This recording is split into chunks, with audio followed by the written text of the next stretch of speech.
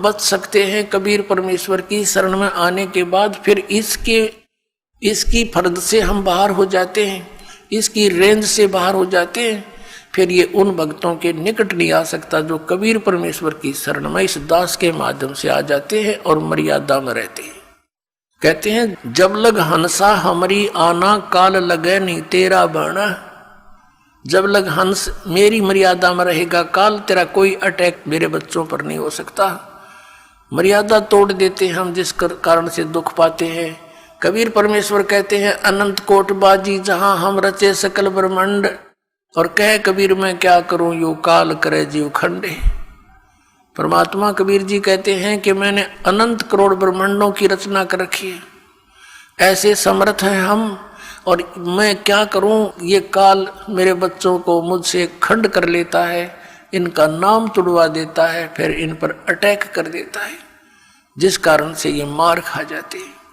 परमात्मा कहते हैं जैसे माता गर्भ को राखे यतन बना, और ठेस लगे तो छन्न हुए तेरी ऐसे भक्ति जा। इस नाम को लेने के बाद ये समझ लेना आपकी आत्मा में भक्ति स्टार्ट होगी, अब बीज पड़ गया।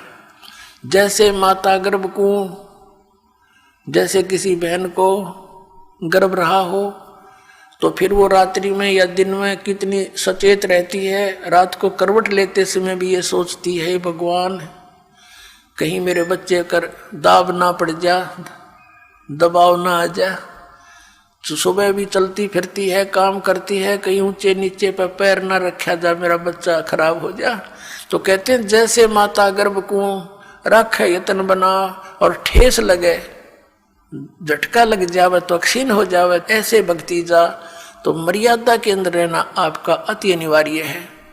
मर्यादा कितनी कंपलसरी है और क्यों बताई है भगवान ने। जैसे हम कथा सुनते आए हैं कि एक बार लक्ष्मण ने सीता जी के कुटिया के चारों ओर रेखा खींच दी थी और कहा था कि हम जा रहे हैं मर्ग को खोजने के लिए, आप इससे बाहर मत आना, इसके अंदर कोई नहीं आ सकेगा।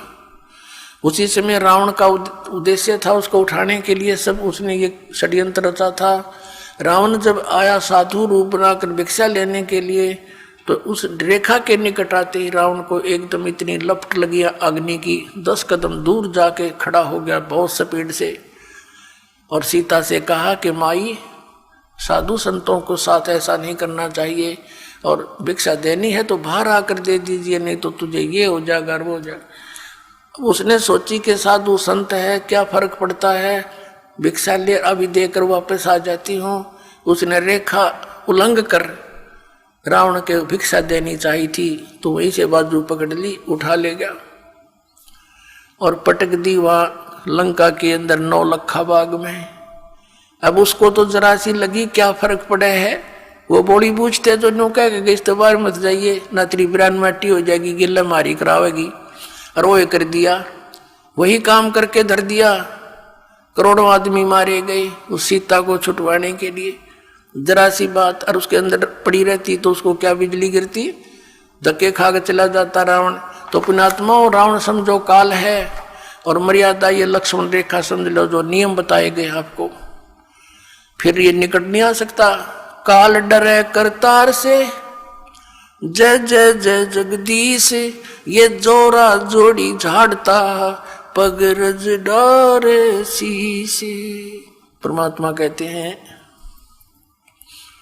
कि काल जो पीसे पीसना, जोरा है पनिहार, ये 2 असल मजदूर हैं मेरे सतगुरु के दरबार।